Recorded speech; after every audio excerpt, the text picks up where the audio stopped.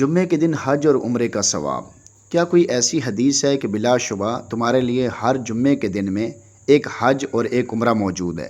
لہذا جمعے کی نماز کے لیے جلدی نکلنا حج ہے، اور جمعے کی نماز کے بعد عصر کی نماز کے لیے انتظار کرنا عمرہ ہے۔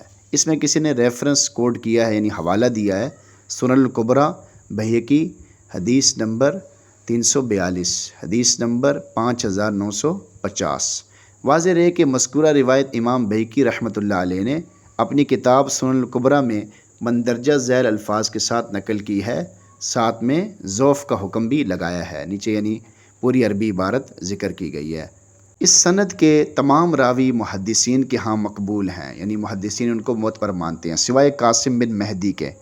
علامہ بہقی اور علامہ ذہبی رحمہم اللہ نے انہیں ضعیف قرار دیا ہے، اور مذکورہ حدیث کی تمام اسانید کا یعنی تمام سندوں کا مدار قاسم بن مہدی ہیں، اور ان کے متابع و شواہد بھی موجود نہیں ہیں، لہٰذا مذکورہ حدیث باعتبار سند ضعیف ہے، لیکن اس کا ضعف من گھڑت ہونے کی حد تک نہیں پہنچتا، اور فضائل میں ضعیف حدیثیں بھی مقبول ہیں، لہذا اس روایت کو فضائل اعمال میں قبول کیا جائے گا، یعنی اس کو بیان کیا جا سکتا ہے ضعف کا حکم لگانے کے ساتھ۔